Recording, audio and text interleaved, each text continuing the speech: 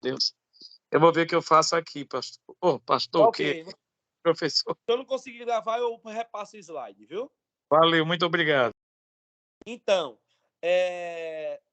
não que essa atitude de ex-atletas, ex-militares fossem professores da educação física seja ruim, né? Só que a maioria deles, infelizmente, se apegaram ao seu conhecimento empírico, né? Ao seu conhecimento de experiências adquiridas durante a sua prática profissional. E nós vimos lá na primeira unidade, quando nós falamos dos tipos de conhecimentos e conseguimos diferenciá-los, compreendê-los, que o conhecimento empírico, que é o conhecimento popular, ou conhecimento chamado do senso comum, ele não é um conhecimento que deve se ser levado como conhecimento da educação física. É necessário que a gente tenha acesso ao conhecimento científico. A todo momento surgem pesquisas de diferentes áreas da educação física, né? Eu sinto uma falta aqui nessa disciplina de falar sobre o nosso conteúdo, né? A nossa epistemologia ela é baseada em 4 áreas, que é a dança, as lutas, a ginástica, os jogos e o esporte, 5 áreas, né? Esse é o conteúdo da educação física. E todos esses 5 conteúdos, essas 5 áreas que resumem a nossa área de atuação, existe a todo momento pesquisas científicas sendo produzidas para que a gente melhore a nossa prática, né? Então, a gente precisa compreender isso. Então, a educação física na atualidade, a partir de 1980, nós começamos a dar um pulo a partir dessa sistematização de conteúdo, a partir da LDB. Né? LDB, que é a Lei de Diretrizes de Bases da Educação Brasileira. Aí está toda orientação, aparato jurídico, né, legal sobre a educação física no Brasil. E ela, lá, ela procura mudar o caráter que a educação física assumiu nos últimos anos. Né? Ela explica lá no artigo 26, inciso 3º, que a educação física é integrada à proposta pedagógica da escola, é componente curricular da educação básica, ajustando-se às faixas etárias e às condições da população escolar, sendo facultativa nos cursos, ajustando-se nos cursos noturnos, quer dizer. Né? Então, a educação física aí, a partir da Lei de Diretrizes de Base de 1996, ela começa a adentrar na escola. Ela já, na verdade, ela já tinha adentrado, mas aqui ela começa o quê? É lei. Deve-se ter educação física dentro da proposta pedagógica da escola. Agora a gente precisa fazer uma reflexão de como é essa educação física dentro da escola. Né? Isso aí deixa para a gente discutir em outras disciplinas. Além da LDB, a Carta Brasileira da Educação Física, lá do CONFEF, em 2000, na página 11, ele diz que a educação física, pelos seus valores, ela deve ser compreendida como um dos direitos fundamentais de todas as pessoas.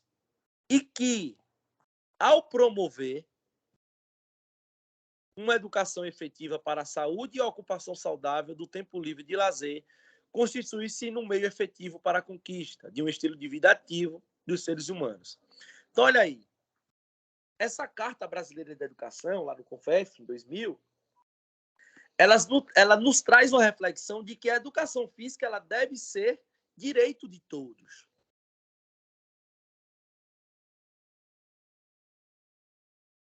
Para que as pessoas consigam compreender que é necessário se utilizar do conteúdo da educação física, que é movimento, para se ter uma vida saudável, para ter um estilo de vida ativo. Então, toca naquela questão que eu digo para vocês. Nós, no nosso surgimento, foi necessário nos movimentar para sobreviver e ainda temos essa dependência hoje.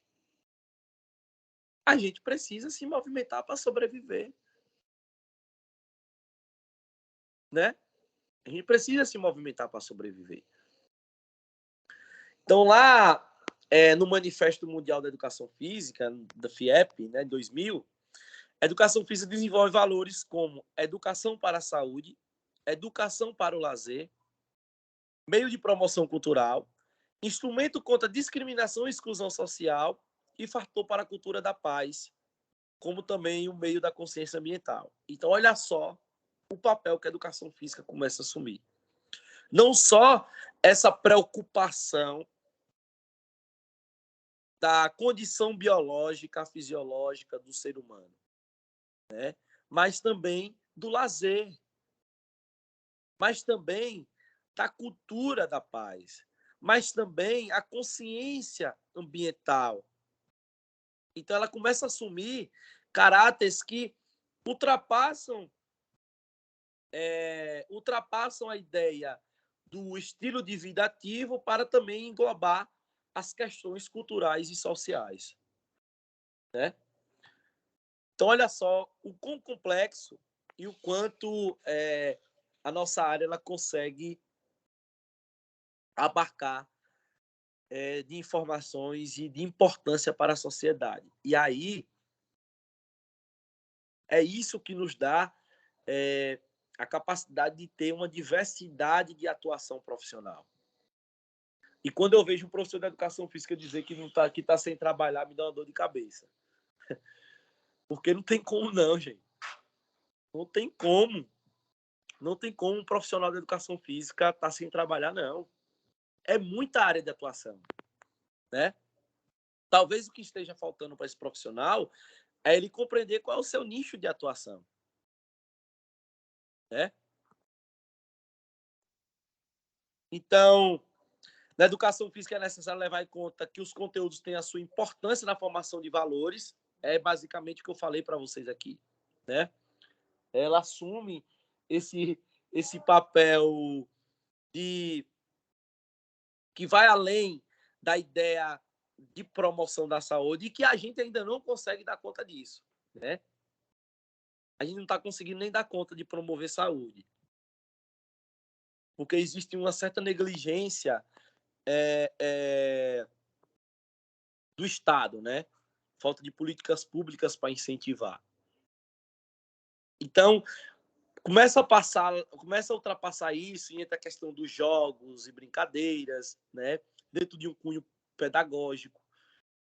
Entra a ideia de desenvolver o ser humano como todo, né? A sua autonomia, a sua coordenação motora, a sua atenção, o seu raciocínio lógico, né? A ideia de formar o aluno crítico, a ideia de que esse corpo ele fala e ele se expressa a partir de movimento, né? Começa a englobar o conhecimento histórico e cultural das atividades. Então, olha só a complexidade disso, né? E aí, existem algumas abordagens pedagógicas da educação física que isso é mais utilizado dentro do âmbito escolar, viu, gente? Né? Para quem vai atuar dentro do espaço escolar, é necessário compreender essas abordagens, porque é a partir daí que você vai criar o seu método de atuação dentro do espaço escolar. Né? Como é que vai ser as suas aulas, como vai ser elaborados os seus planos de aulas, né? E aí, Soraya Darido, que é uma das maiores autoras, referências, uma das maiores referências da educação física dentro do espaço escolar, ela traz algumas propostas, né, educacionais da educação física e que surge como tentativas de superação da visão do tecnicismo, né? Que a gente supere essa ideia de ser aquele conhecimento técnico, biológico, esportivista que era lá no século passado. Então, aquela educação física que eu falei para vocês, que os profissionais eram ex-atletas, ex-militares, eles tinham essa abordagem dentro do espaço escolar de forma tecnicista, né? Que o esporte deve ser o esporte propriamente dito dentro do espaço escolar, né? Do jogar por jogar, que tem que aprender a driblar, que se sobressai aquele que tem maior habilidade e por aí vai. E aí a educação física começa a ter uma outra visão. Ela dentro do espaço escolar, ela precisa ser tratada de forma diferente. Porque o nosso objetivo dentro do espaço escolar não é formar atletas, né? Não é fazer com que o indivíduo se sobressaia por ele ter mais habilidade que o outro. Não. A gente precisa trabalhar com essa ideia inclusiva. E aí surge as abordagens pedagógicas, né? A psicomotricidade, a crítico-emancipatória, a construtivista, desenvolvimentista, a crítico-superadora, sistêmica, cultural, saúde renovada, jogos cooperativos, existem várias, né, abordagens. Eu mesmo, tipo, a minha prática profissional dentro do espaço escolar é baseada, eu me baseio em duas abordagens dessas que eu me sinto bem atuando enquanto professor de educação física, que é a crítico-superadora e a saúde renovada. Então, vai ter momentos que eu vou... quando a gente vai estudar as duas, nós vamos ver que existe um pouco de diferença, né, de uma para a outra, mas que existem momentos que você deve trabalhar. Exemplo, a minha aula de educação física, dentro do espaço escolar, até os alunos às vezes estranham. Eu não tenho o intuito de chegar lá e aplicar um conteúdo sem que os meus alunos não levantem uma crítica social sobre aquilo que a gente está fazendo. Não, a minha ideia é que eles reflitam o quanto aquilo é importante para a vida deles, né? E aí, você levar um conteúdo, exemplo, sobre saúde, e você fazer com que o aluno compreenda que ele praticar exercício físico, ele se alimentar bem, é importante para que ele faça isso e que ele dissemine esse conhecimento para outras pessoas, eu estar trabalhando as duas abordagens ao mesmo tempo. Estou fazendo com que o meu aluno seja crítico em cima de um conteúdo que é sobre saúde. E ele supere essa necessidade, que ele supere esse comportamento dele, né, que talvez seja equivocado. Então, as abordagens, elas surgem para isso, né? A psicomotricidade mesmo, ela vai ser uma abordagem que vai ser utilizada mais no ensino infantil, ensino fundamental 1, né? Porque ela tem o intuito de desenvolver a coordenação motora, né? O esquema corporal, a compreensão do corpo, e por aí vai surgindo várias outras abordagens, e que quem trabalha dentro do espaço escolar precisa compreender isso. E a gente até ultrapassa os muros da escola, né? O personal pode utilizar dessas abordagens para discutir com o seu aluno ali no dia a dia, né? Que o bacharelado ele é mais tecnicista, né? Ele tem um caráter mais tecnicista, porque se perpassa de precisão de treinamento, existe todo um passo a passo, tudo bonitinho, né? Mas a gente precisa ser um profissional completo, interdisciplinar, né? E aí surgem discussões da origem dos Jogos Olímpicos. Nós vimos lá, né, na Grécia, já falamos sobre isso um pouquinho, né? Eles eram utilizados como tinham um caráter religioso para adoração de Zeus, né, o deus grego. E aí eles se dividiam em 4 competições, né? Que eram corridas pedestres, as corridas equestres, os pentatlos e luta, pugilato e o pancrácio. Eram umas das atividades que eram concorridas lá nas Olimpíadas na Grécia, logo no seu início, que tinha esse caráter religioso. E aí, na Era Moderna, né? Na Era Moderna, em 96 retorna lá em Atenas, né, por iniciativa do Barão de Coubertin. E aí tem a participação de 285 atletas de 13 países disputando as Olimpíadas, né? Nas provas de atletismo, esgrima, luta livre, ginástica, halterofilismo, ciclismo, natação e tênis. E os vencedores dessas provas foram premiados com medalhas de ouro e os ramos de oliveira, né? E aqui tem um quadrozinho que traz essa, como eu posso dizer, essa linha do tempo de onde foi onde foi sediado cada Olimpíada, que acontece de quê? De 4 em 4 anos, né? E aí os símbolos olímpicos, o que é que significa cada coisa, né? Então, o lema olímpico é sítios altos e fortes, né? Ou seja, mais rápido, mais alto e o mais forte. Os anéis olímpicos, eles vão representar o quê? São os 5 continentes que são habitados no mundo, unidos pelo olimpismo.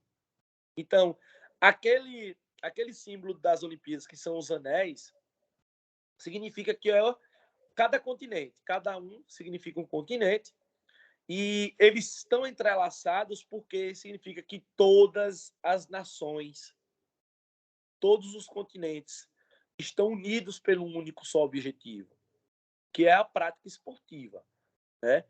Talvez seja o único elemento que consegue unir todas as nações, é o esporte, né? Então a chama olímpica, ela tem a ideia de evocar a lenda que prometeu que teria roubado o fogo de Zeus para entregar aos mortais, né? Então a chama acesa na abertura dos jogos e arde durante toda a competição. Ela tem esse caráter. E aí nós temos o hino olímpico, executado durante a cerimônia de abertura para cada edição. Quando a bandeira olímpica é hasteada na cerimônia de encerramento, quando ela é baixada, ou seja, ela é levantada no início e baixada no final. Temos a Carta Olímpica, que é um conjunto de regras e guias de orientações dos Jogos. E também temos em cada sediação dos Jogos, existem os mascotes, né?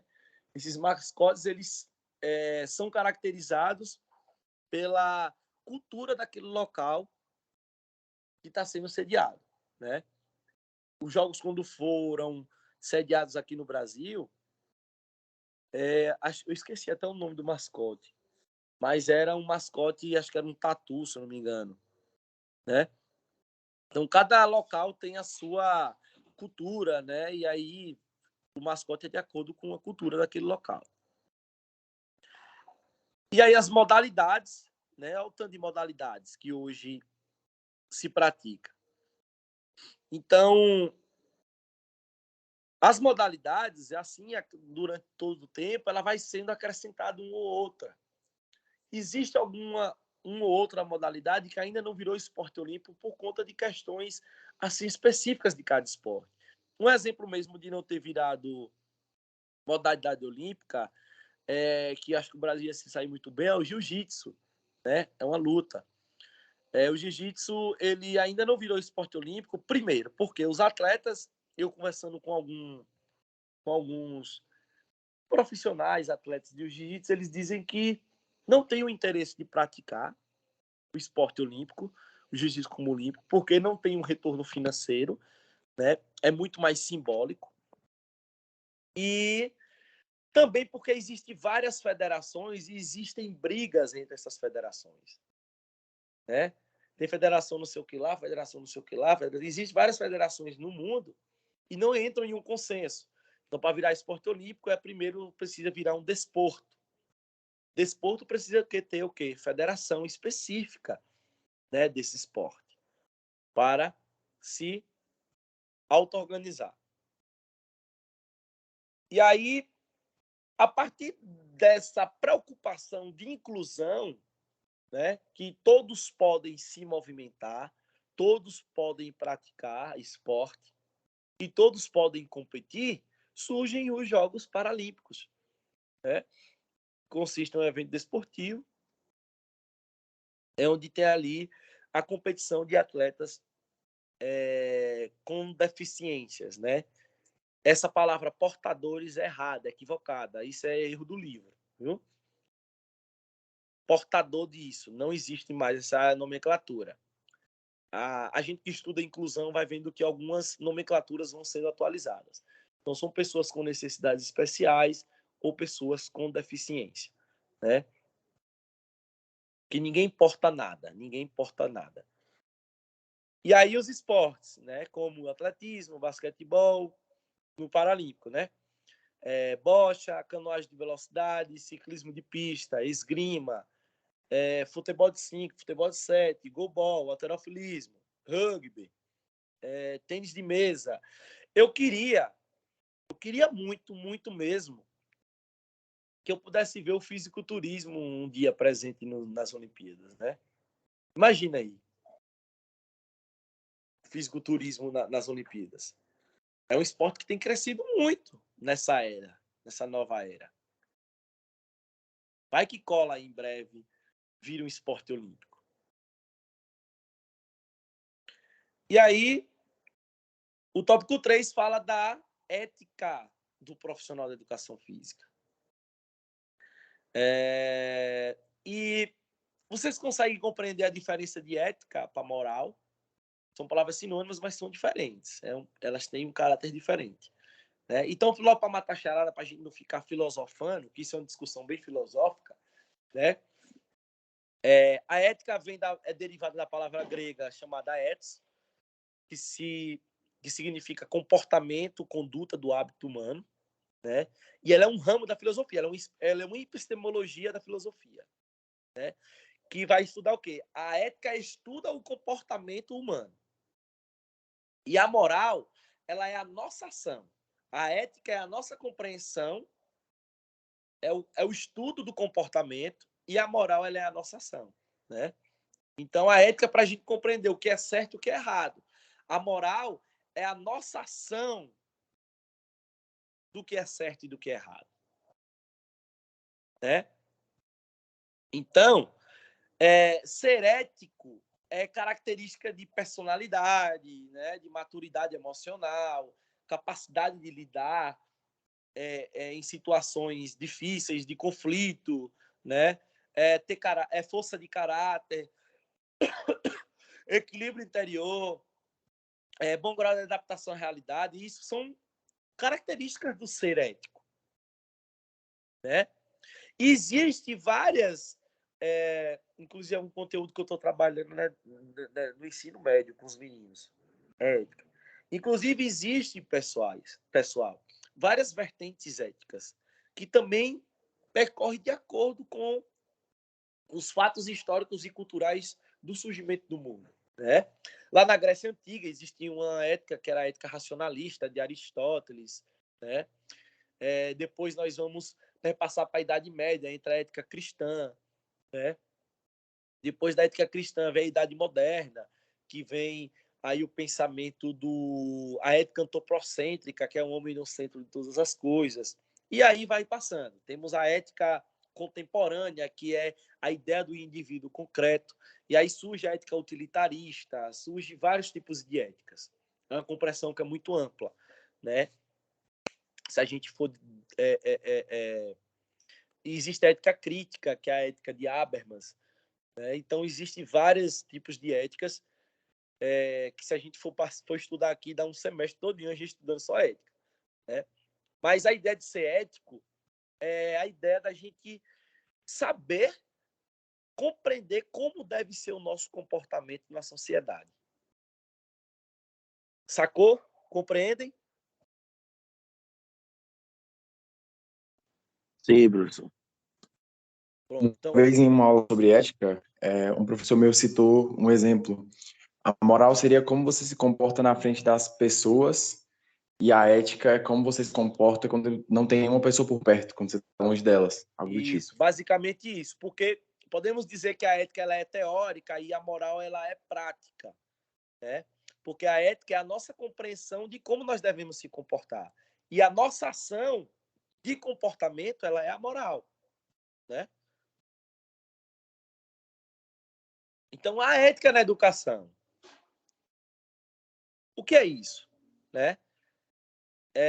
A ética na educação é justamente, vamos pensar em nós professores, sermos professores humanitários, com valores, de compreender que existe uma diversidade de pessoas ali que pensam diferente, que se comportam diferente, e a gente precisa saber mediar, né? A gente precisa ter empatia, a gente precisa ter compreensão de vidas históricas, a gente precisa ter responsabilidade, a gente precisa ser justo, né? Então, é uma das importâncias da ética na educação, né? E aí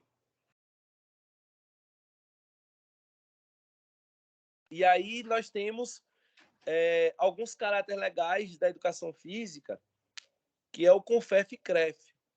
Já ouviram falar, gente?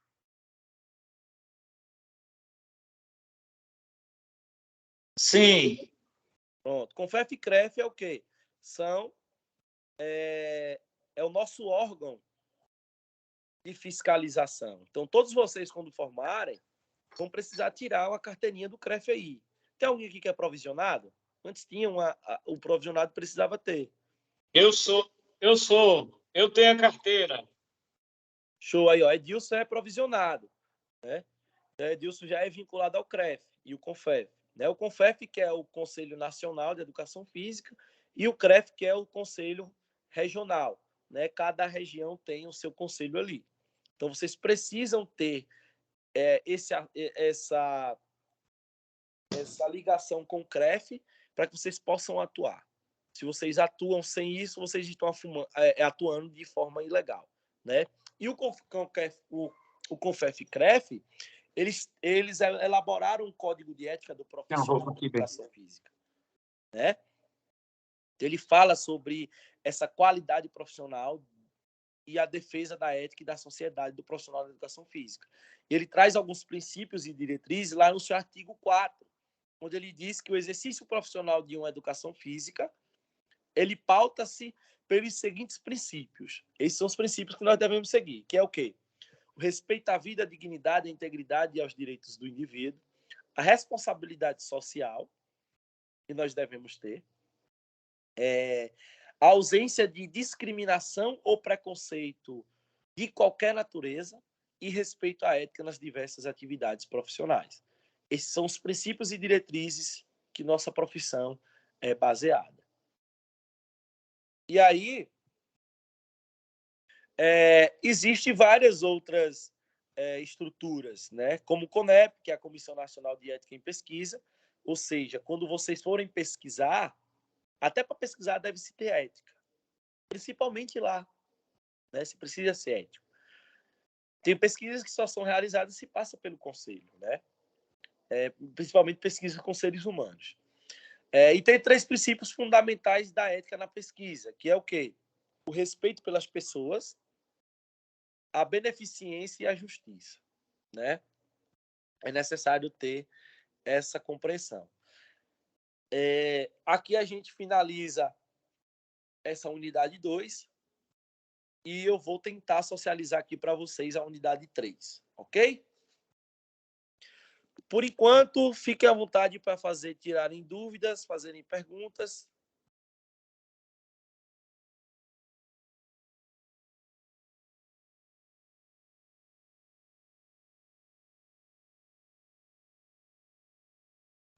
Professor, fale um pouquinho sobre a atividade prática que tem aí na disciplina. Atividade prática? Isso. No meu aula apareceu uma atividade prática individual. Como foi essa atividade prática que apareceu? Porque, assim, essa disciplina ela tem atividade prática, mas é para as turmas que são as turmas que são de presencial. Não, a minha que apareceu é um questionário para a gente fazer e enviar. Tipo uma entrevista com um profissional de educação física. Só que minha dúvida é se eu posso, porque eu faço licenciatura, se eu posso fazer essa entrevista com um educador físico que tenha bacharel, ou é Pode, só... pode sim. O seu curso não é, o seu curso não é bacharel? O meu curso é licenciatura. Ah, você está com Educação licenciatura. física, Então é bom licenciatura. você, quem for de bacharel, faz a, a entrevista ou a aplicação do questionário com o profissional bacharelado e quem for licenciatura faz com o profissional de licenciatura. Entendeu? Ok, então. Gente, deixa eu ver se eu consigo socializar O aqui. prazo dessa atividade, porque também não aparece o prazo quando a gente ter que entregar ela. Veja lá em avaliações o prazo. Eu olhei lá nas avaliações, não tem falando sobre a atividade, só fala só do prazo das avaliações mesmo, que tem que Então, porque fazer. ela não é avaliativa, viu? Essa atividade prática ela não é avaliativa, então. Ah, tá. Então, entendi. Mas é obrigatória.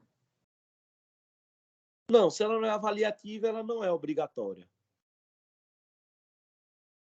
Ah, ok, então.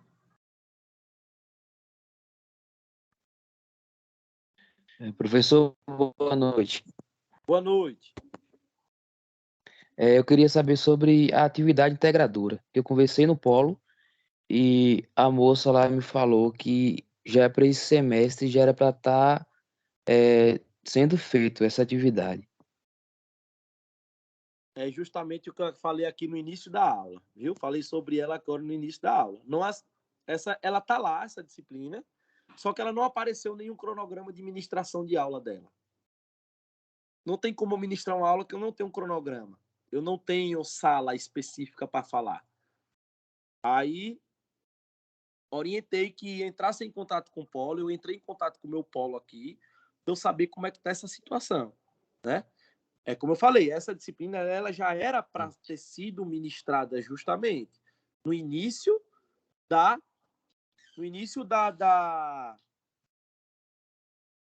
no início do semestre. Só que não apareceu nenhum cronograma. Como é que eu vou mexer uma coisa que não tem cronograma? Entende? Aí eles não te passaram nada sobre isso. Eu entrei em contato hoje com o meu polo. Amanhã acho que eu tenho uma resposta. Amanhã ou depois da manhã.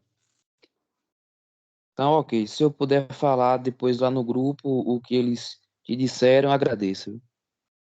Não, fique tranquilo que assim que eu tiver informação, eu socializo para vocês, viu? Certo, obrigado.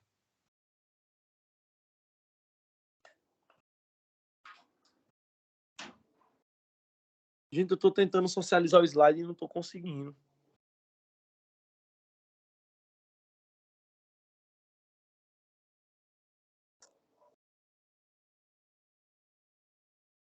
Espera aí. Vamos lá mais uma vez.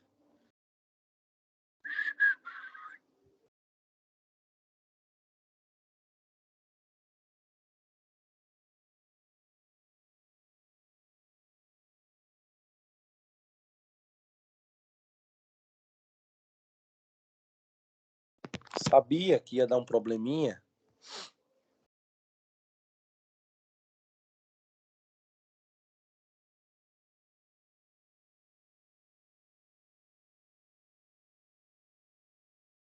Compartilhar.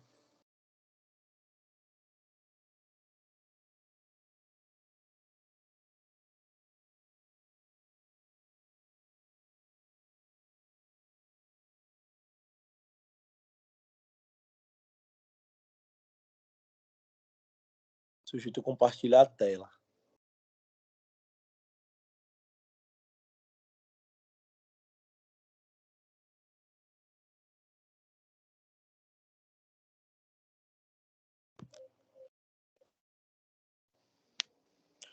Tá sendo compartilhada a tela aí para vocês? Tá, gente? Tá sim, Para professor. mim tá, professor. Pronto. Para mim seguir tá aqui. ok. Tá sim. Vamos seguir aqui pela tela. Tá sim. Ele apareceu, professor. Vamos seguir aqui pela tela. Seguir aqui. Então, essa unidade 3, pessoal, ela tem um caráter mais pedagógico, né? Onde nós iremos falar sobre as práticas pedagógicas da educação, né? A base comum curricular, que no caso a educação no Brasil, ela segue uma base, né? Alguém aqui já é professor? Tem alguém aqui já é professor na escola? Alguém que é tipo já licenciado e tá fazendo bacharel, ou então alguém que já é formado em outra área, tem? Não?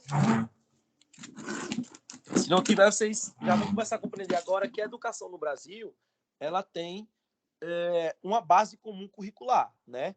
Ou seja, toda a educação no Brasil segue essa base.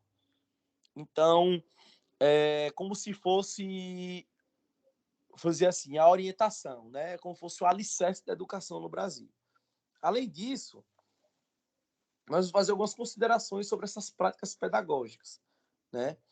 E no tópico 1, a gente vai compreender que a prática educativa ela é o quê? Ela é uma expressão do professor, né? Ela é uma expressão do professor. E o professor ele precisa ter essa compreensão dele se aprimorar para que ele possa fazer com que ele facilite o processo de ensino-aprendizagem dos seus alunos, né? A gente precisa compreender que todos têm a capacidade de aprender, né? Todos têm essa capacidade de aprender, só que cada pessoa aprende de uma forma diferente, né? Nem todo mundo aprende de forma igual. Todos, um aprende de uma forma, outro aprende de outra.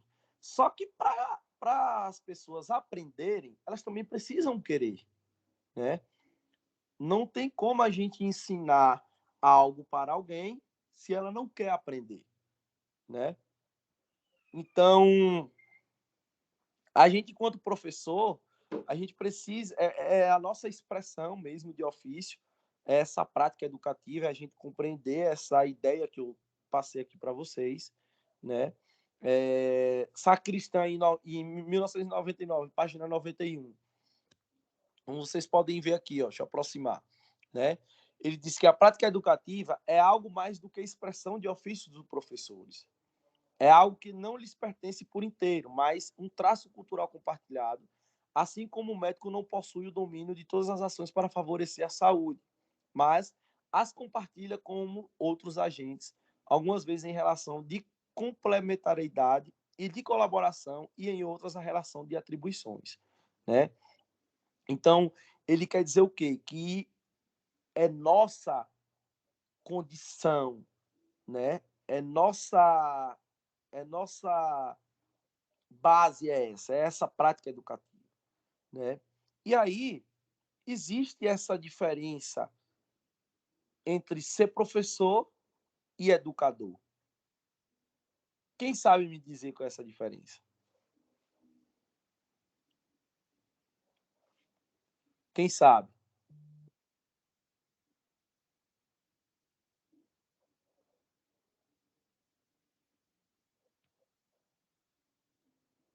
Então vamos lá. Ser professor, gente, é transmitir conhecimento, né? É compartilhar informação. É como eu falei para vocês.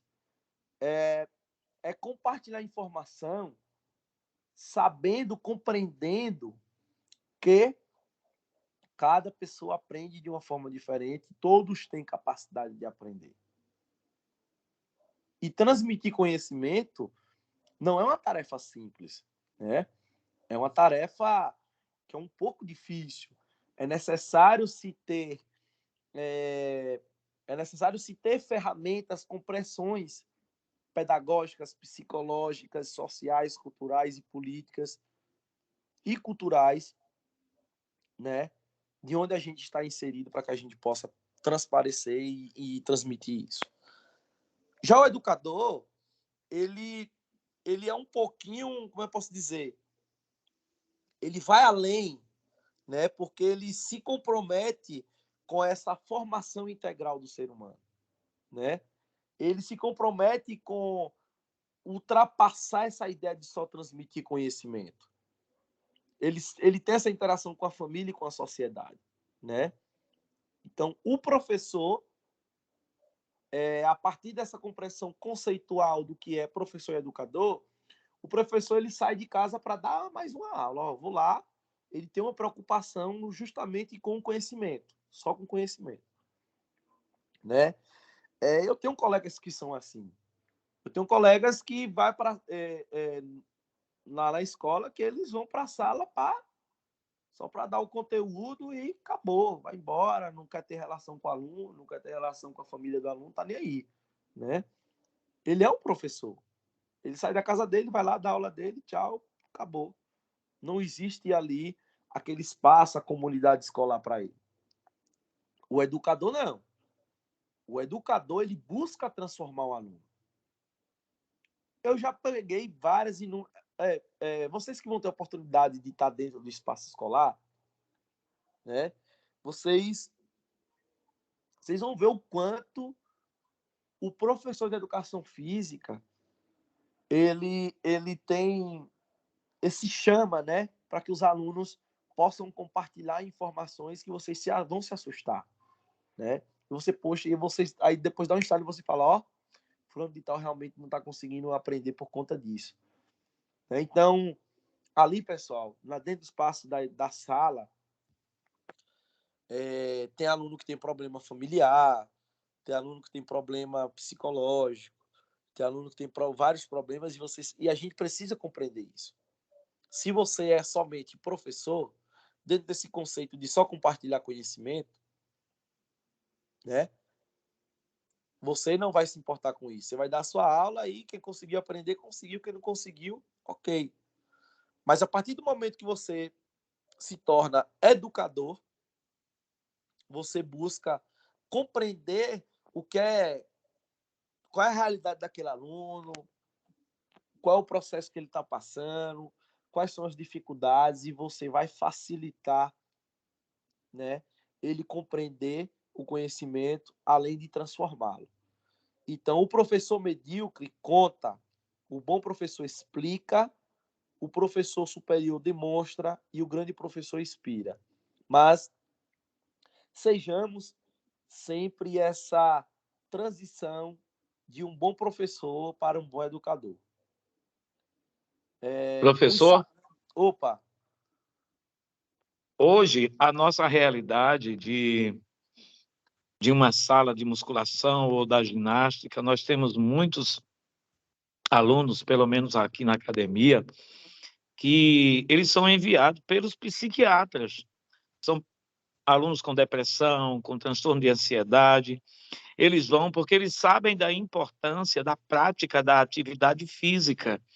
Então, como profissionais, nós precisamos reciclar com relação a esse conhecimento para poder atender a essa demanda agora de alunos, de clientes que vão e que têm problemas de ordem psíquica e para saber lidar com ele, transtorno, déficit de atenção, né, TDAH, tem 3 ou 4 pessoas lá e é preciso estar realmente informado, é preciso estar pesquisando sobre essa área para que a gente possa atender de uma forma, acolher o aluno, porque a gente sabe, eu tenho uma aluna lá que ela tem TDAH, não só ela, mas outras, que a gente passa uma atividade, mas daqui a pouco ela fica aérea, esqueci, não sei como é que eu faço isso aqui.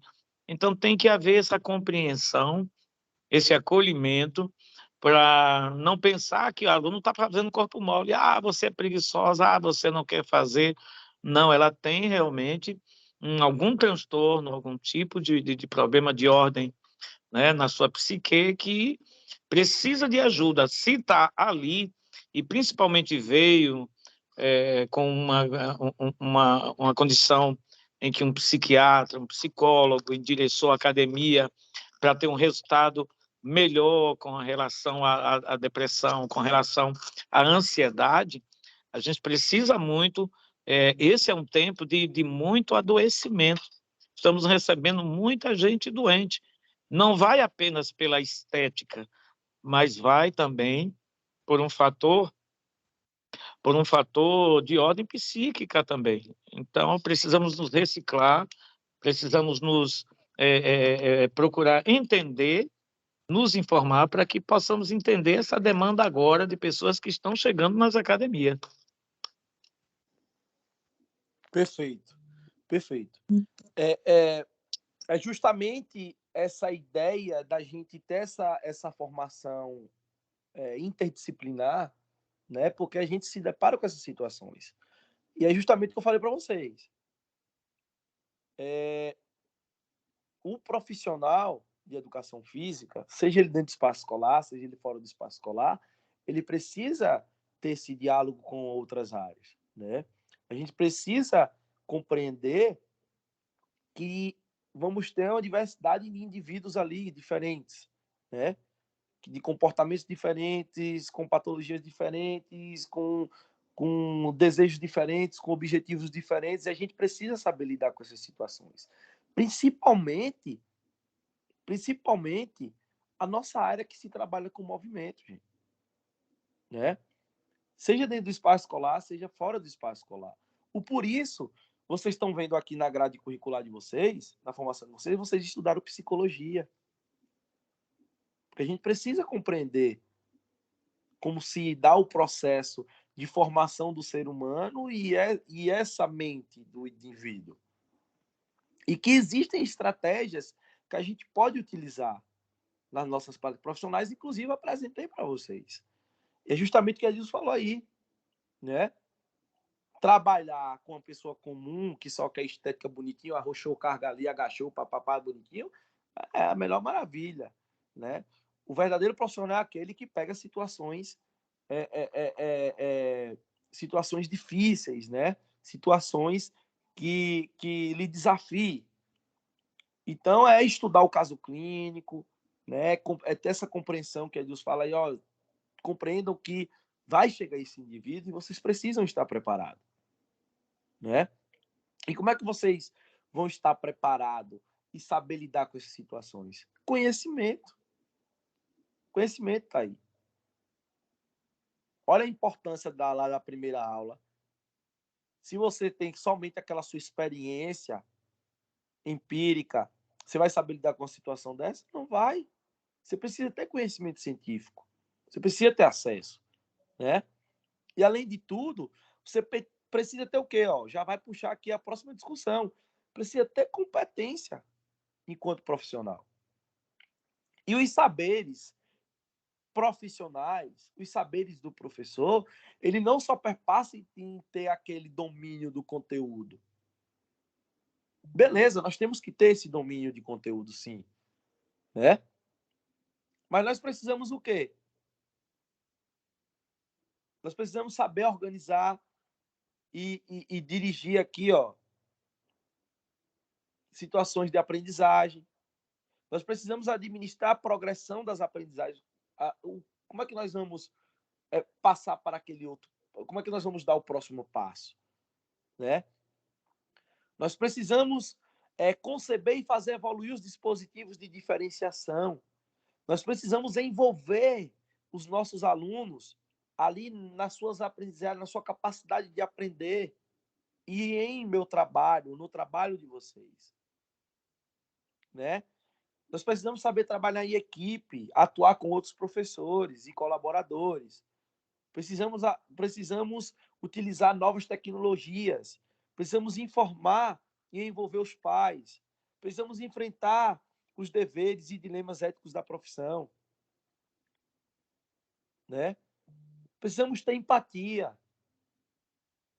precisamos ser compreensivos, precisamos ter escuta, precisamos saber falar, se comunicar. Então, ser professor, ser educador, não é só dominar o conteúdo da anatomia, o conteúdo da cinesiologia, o conteúdo da biomecânica.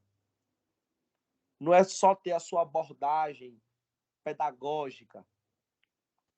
É ter essa relação de competências para que você seja realmente efetivo na sua atuação, né? Então, a gente precisa ter essas múltiplas competências, esses múltiplos saberes, que são extremamente necessários, pessoal. Né? É extremamente. Não é somente ter esse conhecimento técnico. Não é somente dominar o conteúdo. Né? Então, é mais assim uma ideia de que vocês possam compreender essa necessidade, né? Que vocês possam se aprimorar desse conhecimento. Que vocês possam entender que vocês precisam ser completos. Entende? E aí, o ser professor, né? O ser educador, a gente precisa ter a compreensão dentro do espaço escolar das competências gerais que a BNCC oferece, né? Olha só aí. Ela traz 10 competências, né? Que a gente precisa ter e precisa desenvolver também nos nossos alunos. Primeiro, é o conhecimento, né? É a ideia de entender, explicar a realidade, né? Valorizar e utilizar os conhecimentos sobre o mundo físico, social, cultural e digital. Além disso, ter o quê? Pensamento científico, crítico e criativo, né? A gente precisa exercitar essa curiosidade intelectual, tanto na gente como também nos nossos alunos, né? Para que isso? Para que a gente possa investigar causas, elaborar e testar hipóteses, formular e resolver problemas e criar soluções para os problemas. A gente tem o quê? Repertório cultural. Para o quê, gente? Para fruir e participar das práticas diversificadas da produção artística cultural. Além disso, temos que ter comunicação, saber se comunicar, né? Expressar-se e partilhar informações, experiências, ideias. Precisamos ter cultura digital, comunicar, acessar e produzir informações e conhecimentos para resolver problemas e exercer protagonismo e autoria, né? Eu vejo colegas que não sabem ligar um computador, gente, né? Além disso, ó, trabalho e projeto de vida, para que a gente possa compreender esse mundo que nós estamos inseridos. Lembra lá da primeira disciplina? Foi baseada só nisso aqui, ó. Projeto de vida. Quem são vocês? Você hoje é o quê? Onde você quer chegar? Né? O que você pretende ser? E precisa dar esse despertar nos nossos alunos. Ter a capacidade de argumentação, formular ideias, negociar, defender, né? Autoconhecimento e autocuidado. Compreender a necessidade de se conhecer, de cuidar de si, né? Olha só, a BNCC, ela é excelente, né? Infelizmente, na prática, às vezes a gente deixa a desejar. Tem empatia e cooperação, né? Como também tem responsabilidade e cidadania. Então, essas são as 10 competências que a BNCC nos traz, né? E a gente precisa trabalhar baseado em cima disso. E o papel do educador social? Né? está totalmente ligado a uma perspectiva educativa, né? É a ideia que a gente tem de intervenção socioeducativa, ajuda de pessoas, de grupos, né? A gente precisa ter essa ligação de poder ajudar, auxiliar as pessoas com vulnerabilidade social, situação de risco. Então, gente, ó, eu vou falar coisas aqui para vocês que é o que acontece, infelizmente, é o que acontece na nossa realidade social. Vocês vão encontrar alunos que são abusados sexualmente. Vocês vão encontrar alunos que têm pais que são viciados em drogas. Vocês vão encontrar alunos que presenciam o pai batendo na mãe. Vocês vão encontrar alunos que não têm nem o que comer, vai para a escola só para se alimentar. E tudo isso influencia no processo de ensino e aprendizagem do aluno dentro do espaço escolar. E não tem por que a gente não se importar com isso, pessoal. Não tem. Vai ter alunos que existem problemas ali, ó, de não aceitação, de auto reconhecimento, em briga ali ainda, de construção da própria identidade. E a gente tem esse papel de poder ajudar, né? Então, a gente precisa ter essa pedagogia social, né? E isso não é só dentro do espaço escolar, não, mas também fora do espaço escolar. É muito bem reflexivo o que a Dilson falou aí anteriormente, de trazer essa discussão para fora do espaço escolar, que é importante também a gente ter esse olhar, né? Então, são situações que vocês vão se deparar a todo momento. E vocês precisam estar preparados, compreender isso. Senão, infelizmente, não é a sua profissão. Não seja professor, não seja educador, seja outra coisa, né? Então, o que é a BNCC? Já acabei falando para vocês que ela é uma base comum, né, a base nacional comum curricular. É ali onde estão definidos ali as aprendizagens, né, essenciais para todos os alunos. Ali vai ter um referencial teórico, né, e obrigatória, as competências que devem ser desenvolvidas em cada série, no ensino infantil, ou no ensino fundamental, no ensino médio, tal, né? E como isso foi construído, né? A Base Nacional Comum Curricular, gente, eu lembro que quando eu trabalhei no NTE, que é o Núcleo Territorial da Educação aqui da Bahia, eu trabalhei no Polo de Jacobina, a gente estava em processo de discussão aqui em 2016, né? 2016, não, 2015 parece. Foi 2015. Então demora tempo para que isso seja construído. Ó, começou lá em 1988, aí vem 1996 com o LDB, aí surgem os parâmetros curriculares, os PCNs, né? Que é entre 97 e 2000. Aí vem em 2010 a realização da Conferência Nacional. Em 2012 surgem as diretrizes de bases, né? Em 2014 é construído o Plano Nacional de Educação, que são as metas que devem ser atingidas, né? Em 2015 é o primeiro seminário interinstitucional para elaboração da base. Eu participei disso aqui. Participei até 2017 ali. Participei. Né? Isso foi ouvido professores, foi vindo por... Isso é muito complexo. Né? Não é algo que é simples. Até a gente chegar nessa base que nós utilizamos hoje. Né? Que vem da educação infantil, educação fundamental e ensino médio. Né?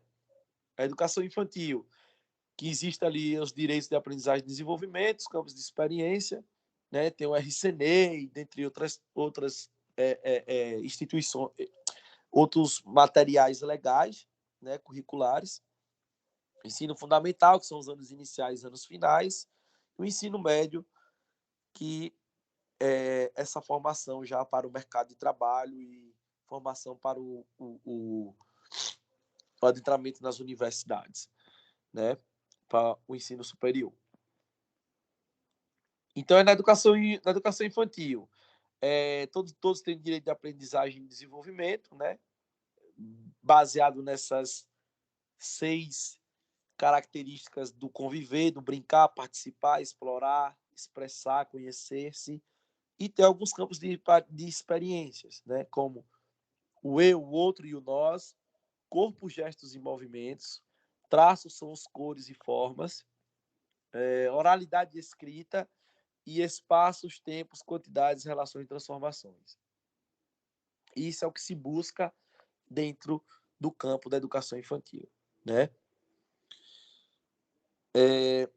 E o PNE? O PNE, ele é eu já até falei aqui para vocês também, ele é o Plano Nacional de Educação, que tem como traçar ali objetivos e metas para a educação, né? Esse PNL é feito de 10 em 10 anos. O Brasil, ele tinha quase cerca de 80% da sua população analfabeta. Em 2002, eu nem gosto de ficar falando de governo, de política, mas infelizmente é necessário. Em 2002, no primeiro governo de Lula, né, Lula institui vários investimentos na educação que vai conseguindo erradicar, né, essa questão do analfabetismo, né?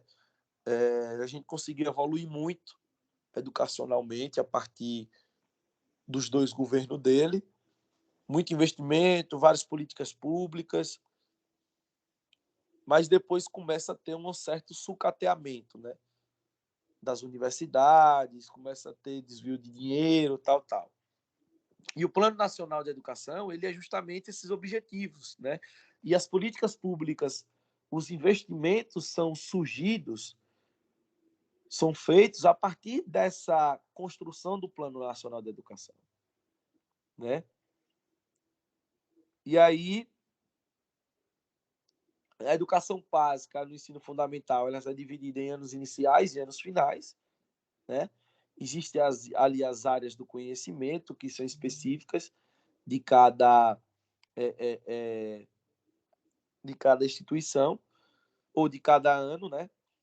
Nos anos iniciais, vai do 1º ao 5º ano, né? E tem ali, são divididas em áreas, viu, pessoal? Temos aí a área da linguagem, a área da ciência da natureza, ciências humanas e ciência e matemática, né? A educação física, ela está inserida na área de linguagens. Então, tanto no ensino médio como no ensino fundamental, a educação física está na área de linguagens. Nós vamos dialogar e encaminhar junto ali com o português, com artes, com língua inglesa, né? A gente está inserindo nessa área de aprendizagem. No ensino médio, nós estamos também na área de linguagens, né? No ensino médio, hoje, a gente tem uma certa dificuldade de atuação profissional da educação física. Os terceiros anos, cada estado ele vai criar o seu currículo em cima da Base Nacional Comum Curricular, né? E aí ele vai ficar de forma facultativa se vai ter educação física ou não, né? Exemplos: os terceiros anos noturnos não tem educação física, tem terceiros anos do turno matutino e vespertino que também não tem, né? Então fica um pouco difícil a nossa atuação profissional, mas tem concurso aí direto, né? Tem vagas para o professor de educação física, muito pouca com relação às outras áreas, enquanto um concurso público lança 10 vagas para um professor de português, se lança uma vaga para o professor de educação física. Um exemplo, eu passei agora no concurso do Estado de Pernambuco, para professor do Estado lá, e quando tinha 16 vagas para professores de português, tinha somente 4 vagas para professores de educação física. Olha só a diferença, né? Então, tudo isso vai por aqui, ó, na Base Comum Nacional Curricular, né? A ideia de obrigatoriedade das disciplinas. E aí nós temos algumas instituições que fiscaliza né, que organiza a educação no Brasil. Um deles é o MEC, né? Creio que todo mundo saiba quem é o MEC, né? O Ministério da Educação. É um órgão do governo federal. É bom que vocês se interem sobre isso, saibam quais são os secretários, né? Quem são os ministros, quem é o secretário ali do estado que vocês estão inseridos, para que vocês possam ter e acompanhar essa evolução, né? Essa atuação desses profissionais. E a função do MEC é o que, gente? É melhorar a qualidade da educação no Brasil, né? É investir, é criar políticas públicas, né? É elaborar projetos, é criar o Plano Nacional de Educação, é traçar metas, né? É quem realiza ali o Enem, que é o Exame Nacional de Ensino Médio, é quem isso, ó, Enem, Programa da Universidade para Todos, Programa de Financiamento Estudantil, FIES, Programa Nacional de Acesso ao Ensino Técnico e Emprego. Tudo isso foi criado no governo de Lula. Por isso eu disse que a educação evoluiu muito nesses dois governos. A nossa educação era um pouco defasada. Aí depois vem esses investimentos, essas políticas. Isso aqui são tudo políticas públicas, né? Dentro da educação que conseguiu com que nós evoluísse, né? Ensino médio, o ProUni, né? O FIES, né? O Pronatec, tudo isso é investimento, são políticas públicas feitas na educação que consegue dar para a população uma formação de qualidade, né? E consegue informar profissionais para o mercado de trabalho. Eu mesmo agradeço muito o Enem, né?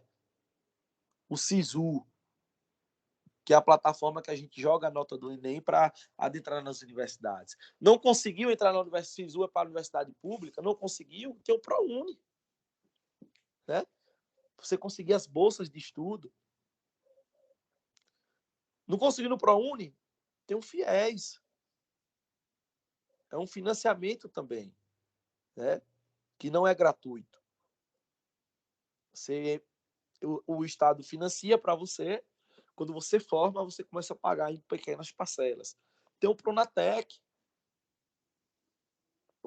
Foi criado com o objetivo de dar bolsas de cursos técnicos, né? Então, a educação no Brasil, ela evoluiu muito durante esse tempo, né? Acho que por isso o povo ainda é meio doido por Lula. Eu mesmo não sou muito a favor mais não, mas temos que dar César o que é de César, né? No seu governo foi feita muita coisa com relação à educação. Deixou a desejar já no final? Deixou, porque acho que tudo que se dá muito tempo se relaxa, né? Vira a zona de conforto. E aí, no tópico 3, a gente aborda sobre alguns princípios didáticos pedagógicos para o ensino da educação física na licenciatura, né? Então, a educação física, ela tem essa função de enriquecer a escola, de fomentar a cultura, né? A partir de ensinar e preservar valores humanistas, democráticos, culturais, né? Éticos, né? As atividades de ensino-aprendizagem, elas são planejadas de forma aberta, reelaboradas em função da dinâmica, né, dos conflitos e das dificuldades de ensino. Então, gente, que nós vamos mais encontrar dentro do espaço escolar, principalmente no Brasil, principalmente quem é do Nordeste, né, é escolas sem estruturas, sem materiais, né, e a gente precisa se virar nos 30. A ideia de que o professor de educação física tem que ser o quê? Ele tem que ser criativo, né? Sempre tem que ter o plano B, o plano C, o plano D, né? Porque senão não consegue trabalhar, não consegue dar aula. O professor, ele tem que ter essa capacidade de ouvir os alunos, né? Observar as atitudes, compreender as limitações, tudo que a gente já discutiu, né? Essa relação professor-aluno, ela deve ser feita através de diálogo, né? Deve-se ter essa interação de compreender o meio social e cultural que esse aluno está inserido, né? De provocar ambientes de discussões, de reflexões, de troca de experiências, né? A avaliação, ela deve ser processual, de acordo com cada aluno, né? No contexto da cultura corporal, o que é a cultura corporal dentro do espaço escolar? É justamente o quê? É justamente aqueles 5 eixos que eu apresentei para vocês, né? Que é o nosso conteúdo de trabalho. É a dança, é as lutas, é a ginástica, é o esporte e é os jogos e brincadeiras. Dentro do espaço escolar, o conteúdo da cultura corporal é o que nós temos como eu posso dizer, é o que nós temos de conteúdo para se trabalhar, né? Existem inúmeras, é muito complexo cada área dessa, né? E aí, alguns princípios didáticos pedagógicos para o ensino da educação física no bacharelado, né? De acordo com o FEF. Temos aí o treinamento esportivo, né? Com a ideia de identificar, diagnosticar, planejar, organizar, dirigir, supervisionar, elaborar programas, né? A partir do treinamento técnico, tático, das modalidades esportivas, como também preparação física, né? Que já entra aqui as ações definidas nesse item anterior do treinamento esportivo, né? E também prescrever, orientar o exercício, a preparação ideal para cada esporte dentro das suas especificidades. Além disso, a avaliação física, né? A ideia de medição, de avaliação de cinematopia, né? A biomecânica, a avaliação psicofisiológica, de composição corporal, olha o tanto de coisa, né? Também engloba ali a relação da recreação e lazer, né? De identificar, planejar, coordenar, aplicar atividades de caráter lúdico, recreativo, né? De bem-estar ativo, de bem-estar social, bem-estar físico. Além de tudo, temos as orientações de atividades físicas, né? A ideia de promoção da saúde, né? E também a gestão em educação física e esporte, aquele profissional que propõe dirigir instituições, entidades, órgãos. Então, olha só a complexidade, gente. Olha só a complexidade da educação física. Vocês conseguem compreender? É muita área de atuação. É muita coisa para se fazer, né? É muito conteúdo para se dar conta. E aí eu afirmo para vocês, não existe profissional que saiba tudo. É necessário que vocês consigam encontrar, compreender qual é o nicho que vocês querem se desenvolver e se especializar nisso, né? Então, quem ainda tem dificuldade de compreender com o que quer trabalhar, já comece a pesquisar, a se perguntar, a traçar planos, a estudar conteúdos, que vocês se sintam à vontade. Porque não tem como você dar conta de tudo isso aqui, né? Olha só, tem um treinamento esportivo, tem a preparação física, tem a avaliação física, tem a recreação e lazer, tem a orientação e atividades físicas, tem a gestão e educação física e esporte. Tem muita coisa. E cada areazinha dessa aqui é extensa, né? A preparação física, não tem como você ser preparador físico de todos os esportes. Porque a preparação física do futebol é diferente da do futsal. E é diferente da do basquete, que é diferente da do rugby, que é diferente para do tênis. Olha só a complexidade, né?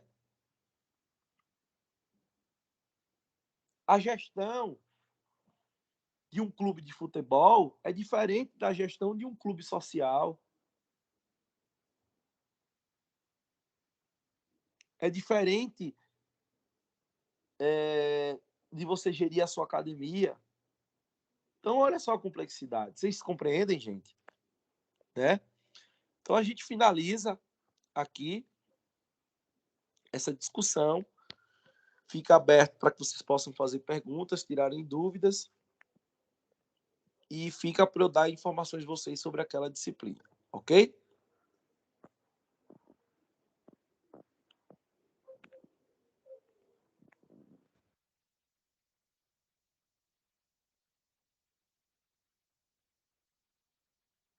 Dúvidas, pessoal?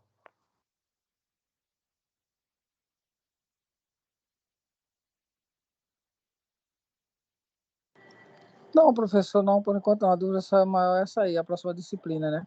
Vamos ver o que vai acontecer. Quando o senhor tiver alguma informação, por favor, o senhor coloca lá no grupo, ok? Obrigado, professor. Ok. É muita informação,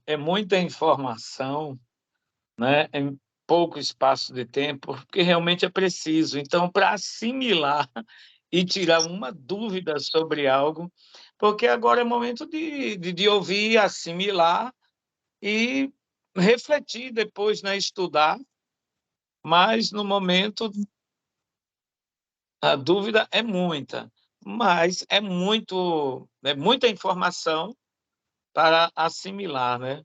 O É isso senhor sabe mesmo. muito bem que a gente... Mas É muita é informação. válido e é um processo, né, que a gente tem que passar e vamos conseguir, sim. Em nome de Jesus. Ok. Agradeço a sua boa vontade, né, seu profissionalismo em nos ajudar, né, nessa área. Que Deus abençoe sempre. Valeu, Edilson. Muito obrigado. Então é isso, pessoal. Tá ok? Então, sem mais nenhumas ressalvas, tenham boa noite, um bom descanso, um bom dia dos namorados. Já Curtir comprou o aí presente? Vão curtir aí os boyzinhos, as boyzinhas de vocês. E até a próxima, beleza? Tô invisível. Deus é mais, Deus é mais.